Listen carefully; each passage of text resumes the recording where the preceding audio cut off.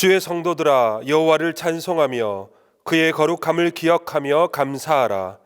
그의 노염은 잠깐이요 그의 은총은 평생이로다. 하나님은 영이시니 예배하는 자가 신령과 진정으로 예배할지니라.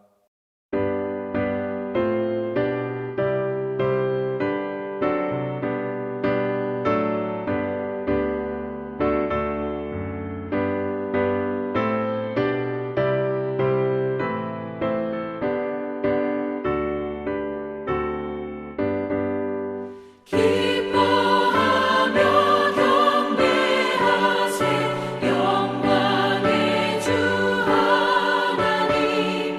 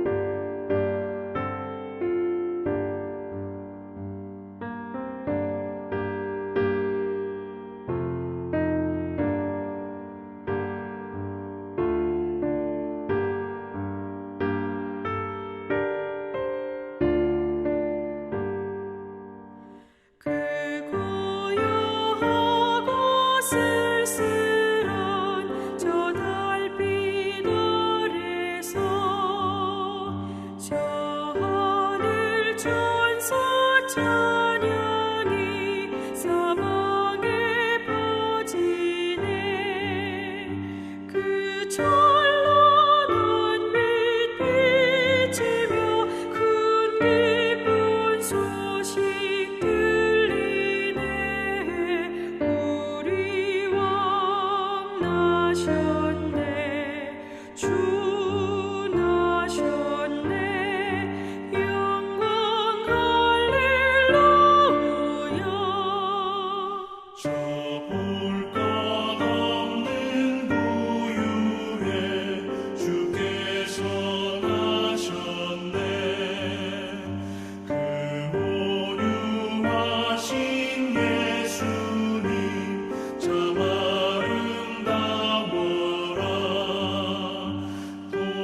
동방에서 온 박사들 그 귀한 예물 드렸네. 우리 왕 나셨네. 주 나셨네. 영광 할렐루야. 온 세상 사는 자녀들 다 기뻐하여라.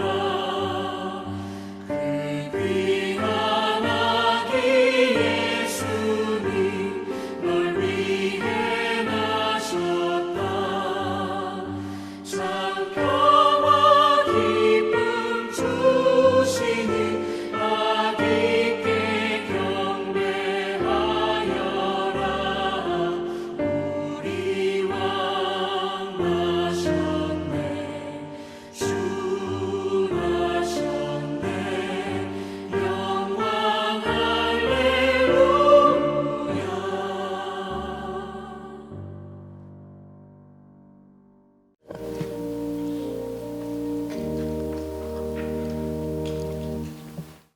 임마누엘 우리와 함께 하시는 하나님, 기다림의 은혜를 주시니 감사합니다. 비대면의 일상 가운데서 주님마저 멀리하는 우리의 안일함과 나태함을 용서하시고 다시금 믿음 안에서 소망을 가지며 빛으로 오실 주님을 기다릴 수 있게 하옵소서. 혼란스럽고 암울한 세상 속에서 고통의 눈물에도 주님의 뜻이 계심을 믿습니다. 이스라엘 백성을 결코 버리지 않으셨던 하나님, 회복의 역사가 이 땅에 오게 하옵소서. 주님, 동신의 자녀들을 기억하여 주옵소서.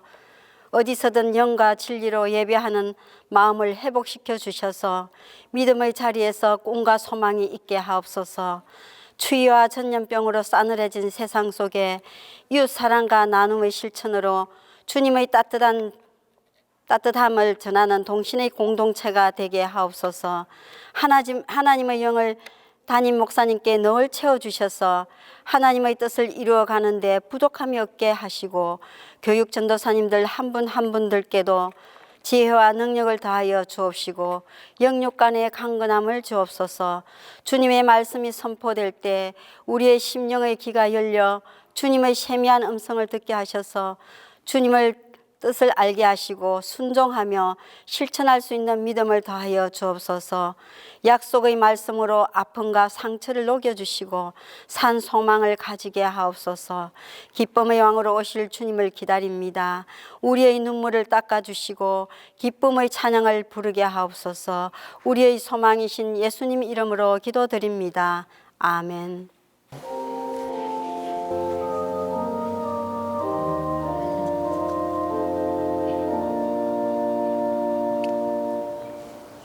오늘 우리에게 주신 하나님의 말씀은 이사야 61장 1절에서 3절입니다. 구약성경 이사야 61장 1절에서 3절입니다. 주 여호와의 영이 내게 내리셨으니 이는 여호와께서 내게 기름을 부으사 가난한 자에게 아름다운 소식을 전하게 하려 하심이라. 나를 보내사 마음이 상한 자를 고치며 포로된 자에게 자유를, 갇힌 자에게 노임을 선포하며 여호와의 은혜의 해와 우리 하나님의 보복의 날을 선포하여 모든 슬픈 자를 위로하되 무릇 시온에서 슬퍼하는 자에게 화관을 주어 그 죄를 대신하며 기쁨의 기름으로 그 슬픔을 대신하며 찬송의 옷으로 그 근심을 대신하시고 그들이 의의 나무 곧 여호와께서 심으신 그 영광을 나타낼 자라 일컬음을 받게 하려 하심이라.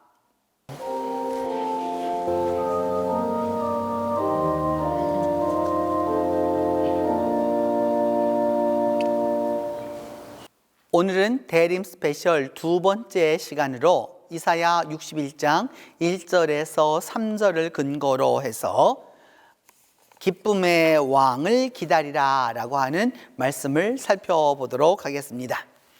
오늘 이 대림 스페셜 두 번째이지만 실적으로 주간으로 보면 이제 그 세 번째 주간을 우리가 생각하면서 나아가는 것이기 때문에 오늘의 주제는 기쁨이라고 할 수 있습니다.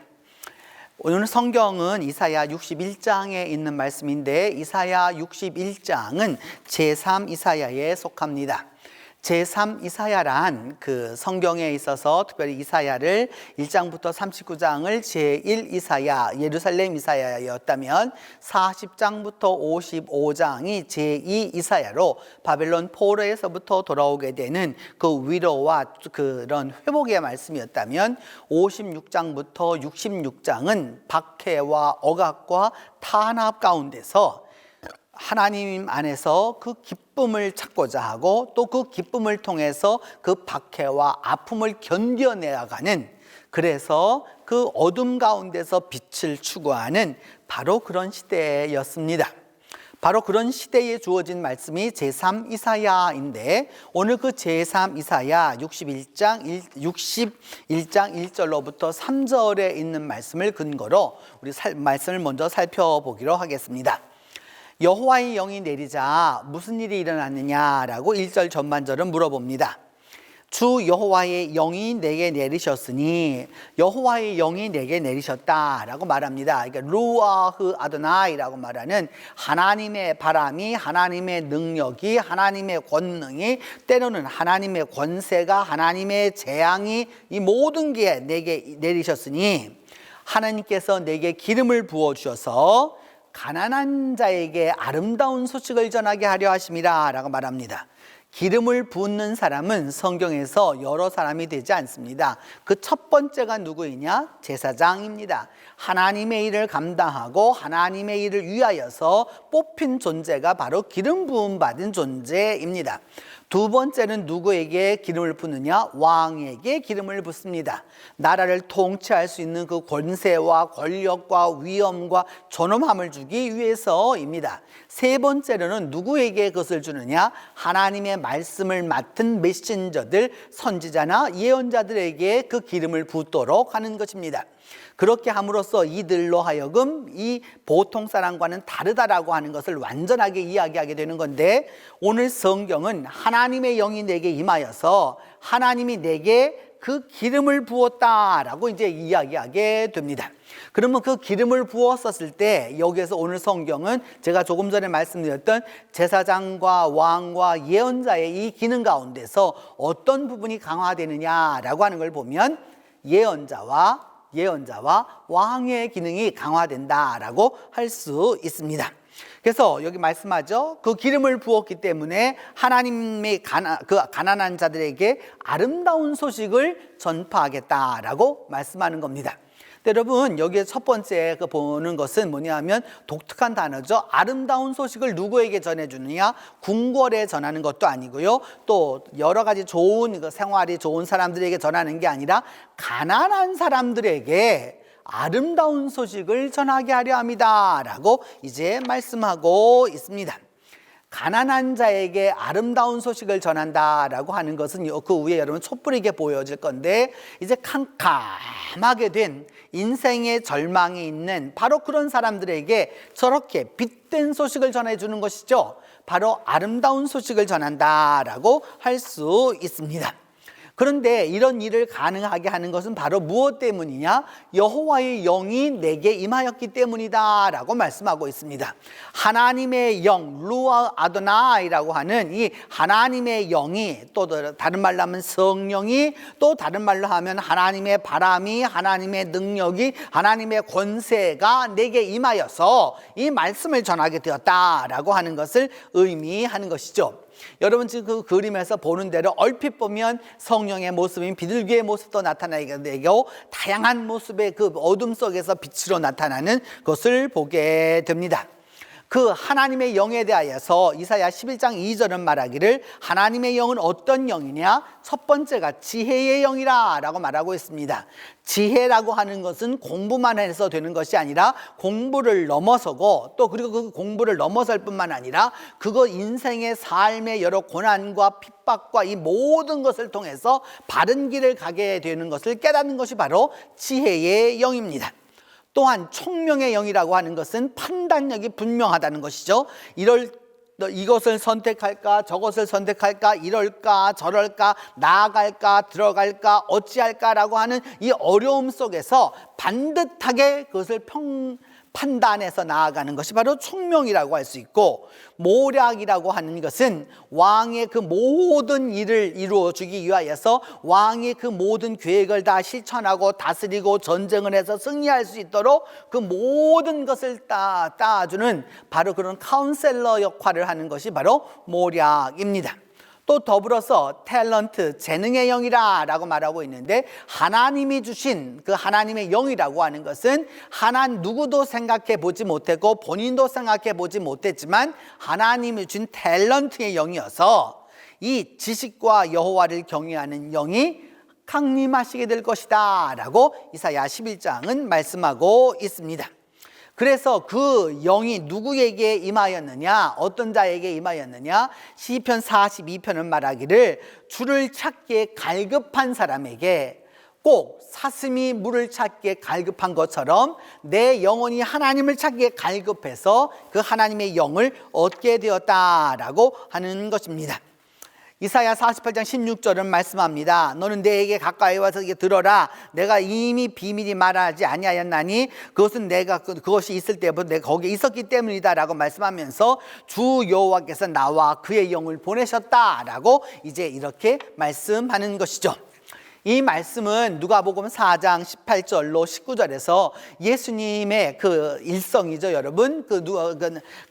가버나움 회당에 들어가셔서 그 주님께서 처음으로 그때 성경을 펴서 읽으셨을 때가 바로 이사야의 이 말씀이어서, 주의 성령이 내게 임하셔서 가난한 자에게 복음을 전하게 하시려고 내게 기름을 부으셨고 나를 보내어서 포로된 자에게 자유를, 눈먼 자에게 다시 보게 함을, 그리고 눌린 자를 자유롭게 하고 주의 은혜의 해를 전파하게 하려 함이다 라고 이제 말씀하시는 것이죠. 구약에 있었던 그 이사야의 예언이 바로 이 누가복음, 바로 이 가버나움 그 회당에서 그대로 이루어졌다라고 주님은 이제 말씀하시는 것입니다.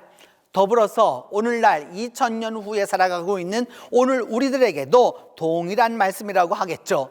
여전히 삶의 이 포로가 된 자들에게, 돈의 포로가 된 자들에게, 명예의 포로가 된 자들에게, 그리고 여러 가지 세상의 모든 것에 포로된 자들에게 자유함을 주고, 앞을 바라보지, 눈은 떴지만 앞을 바라보지 못하고, 눈은 뜨고 있지만 세상이 어찌 되어 돌아가는지 알지 못하는 바로 그런 상황 속에서 다시 보게 하고, 또한 눌린 자, 억압되어서 그래서 결코 행복함을 누리지 못하고 이렇게 주눅이 들어있는 그런 사람들을 자유하게 하기 위하여서 하나님이 은혜의 해를 선포하게 하겠다라고 하는 주님의 그 일성이 바로 여기에서 이루어졌다라고 할 수 있습니다.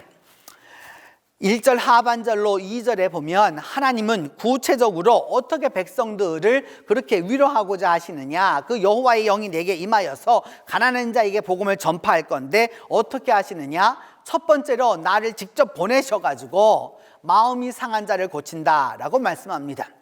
나를 보내사, 이 말씀이 아주 중요하죠. 특별히 요즘과 같은 세월에서는 더욱더 중요하다고 할 수 있습니다.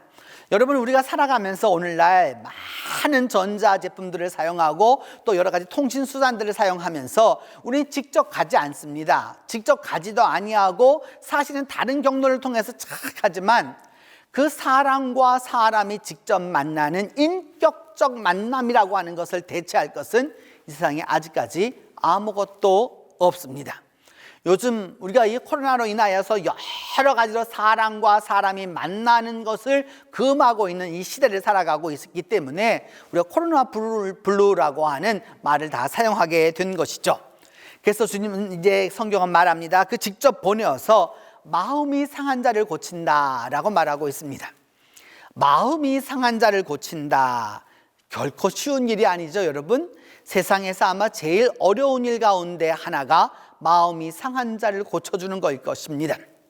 오늘날 우리가 그렇게 해서 수많은 이런 정신과적으로 또 심리학적으로 많은 카운셀러들과 또 그리고 또 도와줄 수 있는 치유자들과 이 모든 것들이 필요한 것은 그만큼 마음이 상했기 때문입니다.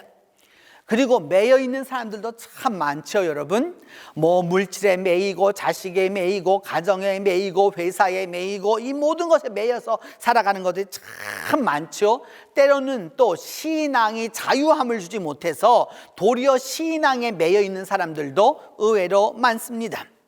그런 사람들에게 자유를 갖다가 선포하고 지금 옥에 갇혀있는 사람들에게 다 나아갈 수 있도록 만들어주고 그렇게 해서 하나님이 은혜도 베풀어주고 또 더불어서 하나님이 나를 위하여서 이 모든 것들이 잘못되었던 것들을 위해서 하나님이 보복해 주신다를 선포해서 이 모든 자를 위로할 것이다 라고 이제 말씀하고 있습니다. 마음이 상한 자의 특징은 여러분 슬픔입니다. 마음이 상한 자에게 있어서 가장 큰 특징은 슬픔과 위로와 그 다음에 여러 가지 디프레션과 의기소침과 이와 같은 것들입니다. 그렇기 때문에 마음이 상한 자에게 가장 요구되는 것이 여러분 그 위에 써 있는 대로 보면 joy라고 하고 쓰여져 있죠. 그 오자 안에 바로 예수 그리스도의 탄생과 그 다음에 그 별들의 모습이 이렇게 보여져 있는데 그 joy라고 하는 것은 마음이 상해본 자가 아니고서는 얻을 수 없는 은혜가 기쁨인 것이죠. 그냥 뭔가 내게 좋은 일이 생겨서 돈을 좀 많이 벌게 되어서 직장을 승진해서 그 다음에 시험에 합격해서 그것이 아니라 이제까지 내 마음을 누르고 있었던 그 문제, 내 가슴을 그렇게도 아프게 했던 그 문제, 그리고 내가 그래서 앞으로 나아갈 수도 없고 뒤로 나아갈 수도 없어서 정말로 갇혀서 살아갈 수밖에 없었던 그 문제가 다 해결되어서 오는 것이 바로 기쁨이다 라고 할 수 있습니다. 그런 부분에서 이 기쁨에 오기 위해서는 여러분 또 아주 구체적으로 들어가 본다면 휴식이 필요합니다. 우리 그리스도인들에게도 휴식이 필요하고요. 그 누구에게도 다 필요합니다. 특별히 우리 그리스도인들에게는 여러분 우리가 주 7일을 살아가면서 일주일에 하루는 쉬고 있는 세상 사람들과는 달리 우리는 교회를 또 오게 되고 하나님의 말씀을 듣고 예배하기 위해서 교회를 또 출석하기 때문에 휴식이 정말로 필요할 때가 많아 보입니다. 진정으로 우리에게 필요한 것은 치유는 무엇이냐? 휴식에서부터 출발해 가는 것이죠. 그래서 스가랴 11장 6절은 하나님이 말씀하시는 바가 무엇이냐면 그 하나님의 이 마음이 상하게 될 때는 어떤 것이냐? 하나님의 진노가 있을 때입니다. 하나님이 건져주시지 아니하고 불쌍히 여겨주지 않을 때가 바로 그때인 것이죠. 바로 이런 상황을 지나서 에스겔 34장 4절도 보면 어떤 때가 마음이 상한 때냐?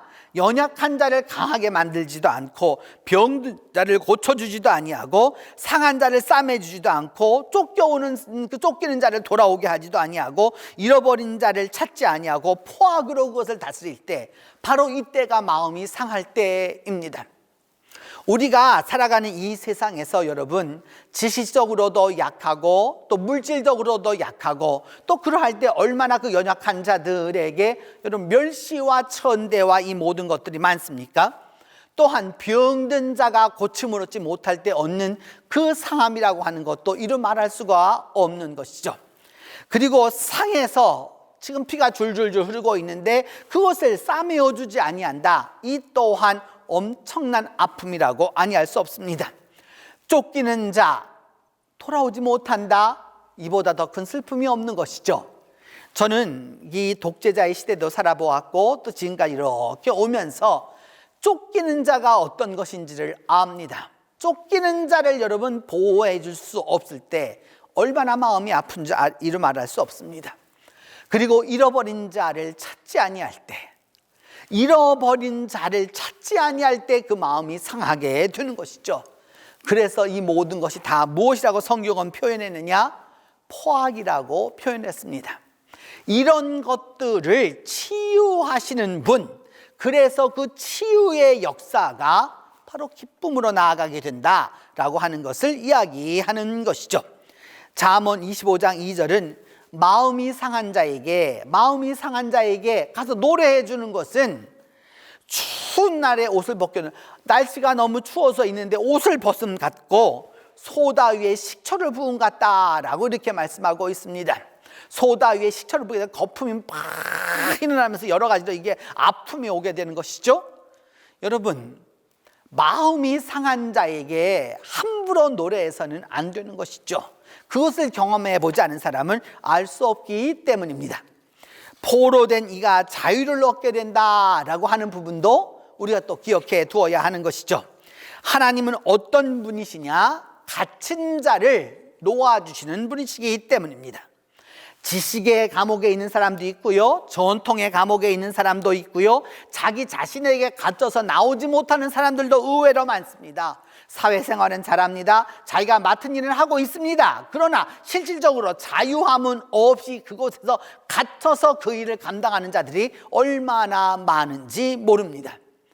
갇힌 자를 자유케 하는 이가 바로 하나님이시다라고 하는 것입니다. 그래서 이 갇힌 자에게 노임을 준다라고 하는 것은, 포로된 자가 노임을 받는 것과 같은 것이다라고 할 수 있습니다. 이 갇힌 자, 곧 옥에 갇힌 것을 의미하죠. 나갈 수가 없는 겁니다. 내 힘으로 할 수 없는 겁니다. 그래서 어떤 것을 도저히 내 능력으로 해결할 수 없을 때 주어지는 것이 바로 갇힘인데, 그때 무엇을 하게 만들어주느냐? 형통하게 만들어주는 것이죠. 성경 시편 68편 6절은 바로 이 갇힌 자들을 이끌어내어서 형통하게 하신다라고 말씀하고 있습니다. 그래서 하나님은 어떻게 하기를 원하시느냐? 모든 자를 위로하기를 원하십니다. 하나님은 교회 안에만 계셔서 교인들만을 위로해주고 예수만 믿고 있기 때문에 예수 믿는 자들만 위로해주길 원하시는 것이 아니라 모든 자를 위로하고자 하십니다. 건강한 자나 그렇지 못한 자나 부한 자나 가난한 자나 힘 있는 자나 힘 없는 자나 늙은 자나 젊은 자나 말할 거 없이 똑똑한 사람이나 바보 같은 사람이나 그 모든 사람이 다 하나님의 위로를 얻기를 원하시는 것이죠. 그래서 성경은 말하기를 시편 33장 19절에서 하나님은 이렇게 말씀합니다. 하나님은 그 영혼을 사망에서 건지시고 굶주릴 때에 그들을 다 살리셨다라고 말하고 있습니다. 누구누구만 그것이 아니라 하나님은 모든 자에게 그것을 이루어 주시는 것이죠. 그래서 성경은 이야기하기를 하나님은 바로 모든 자들에게 은혜를 베풀고자 하시는 것이죠. 시편 72편 7절을 말씀하기를, 시편 72편 17절은 말씀하기를 하나님의 이름이 영구하여서 해와 같을 건데 사람들이 그로 말미암아서 복을 받을 것인데 모든 민족이 다 그를 복되다 할 것이다 라고 말씀하고 있습니다. 하나님으로 말미암아 복을 얻게 된다라고 하는 것이죠. 나만 그것이 되어서는 안 되는 것이죠, 여러분. 내가 잘 되어야만, 나만 잘 되어서는 안 되는 거고요. 내 가족이 잘 되어야 되는 거고요. 내 자녀가 잘 되어야 되는 거고, 내 이웃이 잘 되어야 되는 거고, 우리 교회가 잘 되어야 되는 거고, 우리 사회가 잘 되어야 되는 거고, 우리 나라가 잘 되어야 되는 거고, 온 지구촌과 이 세상에 모이는 세상 삼나 만상이 다 하나님으로부터 얻는 축복이 있어야 하는 것이죠. 나만 얻겠다라고 하는 것은 진정한 기독교라고 할 수는 없습니다. 그렇기 때문에 바로 이와 같은 것을 말씀하면서 하나님은 위로하시는 분이다 라고 말씀하죠. 그래서 영어로 그 위로하다는 단어가 comfort라고 하는 단어인데, come이라고 하는 단어는 함께라는 단어입니다. 포르트라고 하는 단어는 포르티우스라고 하는 라틴어에서 온 것인데, 여러분 힘차게라고 하는 말이죠. 여기서 force라는 단어도 왔고요. fortify 하면 이게 요새로 만드는 것, 힘을 얻다라고 하는 단어도 다 여기서 온 것인데, 정말로 위로라고 하는 것은 무엇이냐? 함께 하는 것이다. 함께 힘을 얻게 하는 것이다 라고 할 수 있는 것이죠. 그래서 주님은 어떻게 말씀하시느냐? 우리 데살로니가전서 2장 16절에게 말하기를, 구원받게, 이방인들이 구원을 받게 하기 위하여서 하나님은 끝까지 참으셨다라고 말합니다. 그런데 그들이 끝까지 하나님의 노하심까지 갔기 때문에 결국 재난을 입게 된다라고 말씀하시는 것이죠. 그래서 우리는 하나님 앞에 간구합니다. 양떼를 인도하신 이스라엘의 목자여, 그룹 사이에 좌정하신 분이여, 귀를 기울여 들어주시고 빛을 비추어 달라라고 기도하게 되는 것이죠. 그래서 오늘 고린도후서 1장 4절은 이렇게 말씀합니다. 모든 환난 가운데서 하나님이 위로를 하셔서 우리로 받는, 하나님께 받는 위로가 모든 환난 중에 있는 이들에게 위로가 되게 하신다라고 말씀합니다. 여러분, 팔이 한 짝 없는 사람에게 누가야 위로가 되겠습니까? 팔 두 짝이 있는 사람이 아무리 가서 이야기해도 그것은 위로가 되지 않습니다. 팔이 한 짝 없는 사람에게 위로가 되는 것은 팔 두 짝이 다 없는 사람입니다. 한 다리를 못 쓰는 사람에게 위로가 되는 사람은, 정말로 위로가 되는 사람은 뭐냐? 두 다리가 다 없는 사람입니다. 그 어려움과 고난을, 이 모든 것들을 오늘 성경은 이야기하기를 하나님께 위로를 받아서 회복된 것처럼 하나님의 그 위로가 모든 이렇게 환난 중에 있는 자들을 능히 위롭게 해 주시기를 원한다라고 말씀합니다. 그러면서 욥기는 말하죠. 하나님의 위로와 하나님의 은밀하게 너에게 이렇게 은연중에 말씀하시는 게 결코 내게 적은 것이냐? 라고 말씀하시는 것이죠. 하나님의 궁극적인 목적이 3절에 나타납니다. 그래서 이렇게 고난당하고 어려움당하고 있는, 이 어려움당하고 있는 자들을 위로하기 위하여서, 하나님이 그들에게 기쁨을 주기 위하여서 구체적으로 어떤 일을 벌이시느냐? 슬퍼하는 자에게 꽃으로 된 관을 씌워서 그 죄를 대신하고, 죄를 쓰고 있었던 사람에게 꽃관을 씌워주고, 고난의 길을 가고 있는 사람에게 꽃길을 가게 해주고, 기쁨의 그 기름을 가지고 슬픔을 대신하게 해주고, 찬송의 옷을 가지고 근심을 대신하게 해서 결국은 하나님이 나타날, 그 영광을 나타낼 자라, 그렇게 말씀해 주신다고 말씀하시고 계시는 것이죠. 하나님의 목적은 바로 이런 것입니다. 그렇기 때문에 그 기쁨이라고 하는 것은, 오늘 성경은 말합니다. 하나님의 노여움은 잠깐이지만 은총은 평생일 거고, 저녁에 울음이 깃들일지라도 아침에는 기쁨을 얻게 될 거라라고 말씀하시는 것이죠.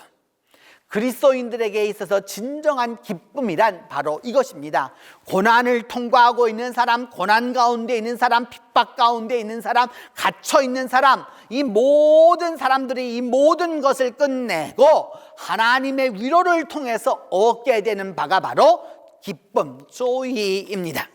그래서 예레미야 31장 13절은 말하기를, 그대 처녀는 춤추며 즐거워하겠고 청년과 노인은 함께 즐거워할 거여서 내가 그대의 슬픔을 돌려서 즐겁게 하고 그들을 위로하여서 근심으로부터 기쁨을 얻게 할 것이다 라고 말씀하시는 것입니다. 이사야 35장 10절은 말씀하기를, 결국 그래서 속량을 받은 자들이 다 돌아와서 영원한 기쁨과 희락과 즐거움을 얻을 것인데, 그때가 되면 슬픔과 탄식이 다 사라지게 될 거다라고 말씀하고 있는 것이죠.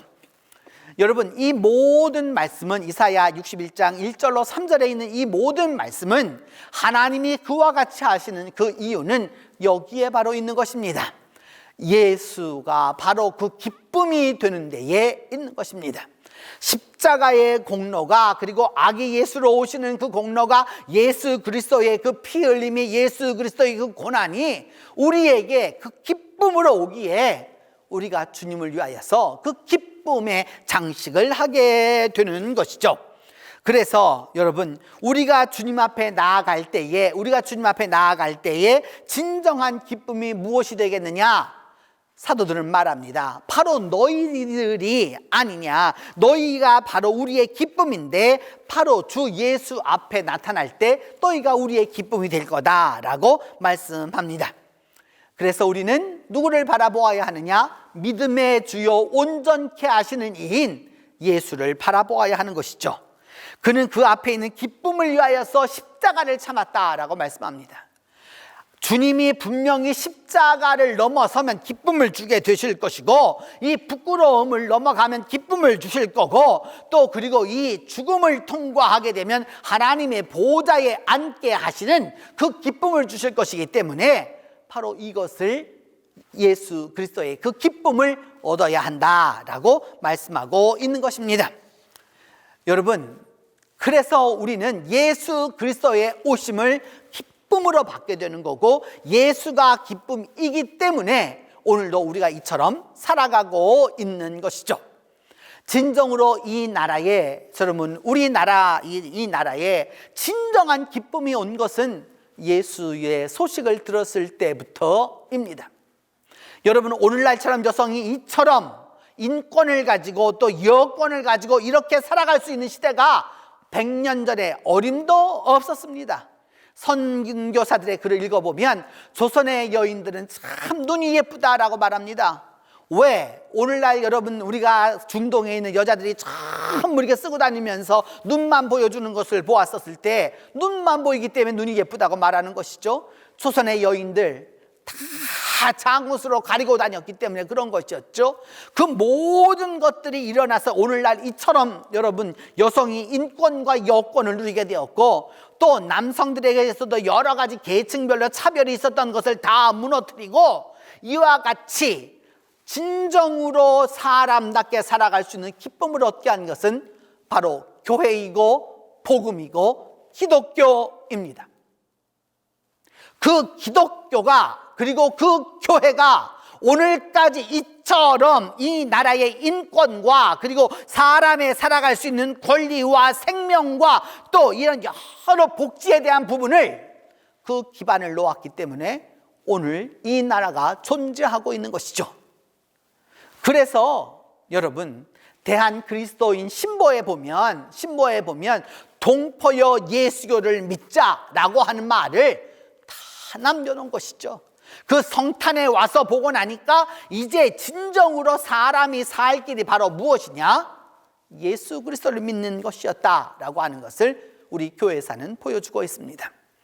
그런 부분에서 오늘 이제 이 땅을 살아가는 우리 모두에게 있어서 정말로 기쁜 것은 주의 오심입니다. 그런 부분에 있어서 영어로 말하면 joy to the world라고 보통 말하죠. 기쁘다, 구주 오셨네 라고 하는 것을 우리가 예수 그리스도의 그 기쁨을 한번 기대하면서 이제 함께 하도록 하겠습니다.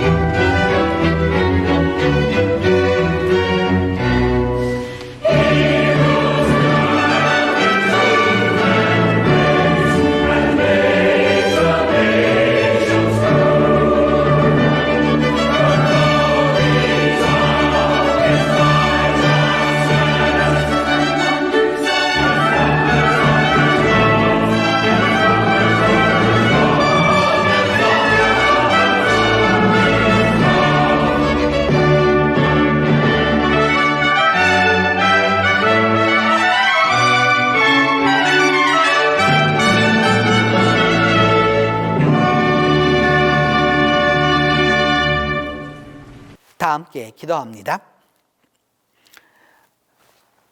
은혜로우신 하나님, 어둡고 춥고 바로 그런 세상에서 살아가는 우리들 모두에게 슬픔과 애통과 눈물로 살아가는 이 땅의 사람들에게 주님, 주의 기쁨을 허락하여 주시옵소서. 그 일을 위하여서 가난하고 마음 상하고 포로되고 그 다음에 갇힘받은 자들에게 하나님의 은혜를 알려줄 수 있도록, 우리 모두가 하나님의 그 은혜를 선포할 수 있도록 하나님이 함께하여 주시옵소서. 그리하여서 진정으로 슬퍼하는 이에게 기쁨을 줄 수 있도록 도와주시고, 애통하는 자에게 그 죄에서부터 죄를 쓰고 하나님 앞에 애통하는 자들이 화관을 쓰고 기뻐할 수 있도록 도와주시고, 찬송으로 근심을 대신하는 역사가 일어나서 하나님의 영광을 경험할 수 있도록 주께서 도와주시옵소서. 우리 주 예수 그리스도의 이름으로 기도합니다.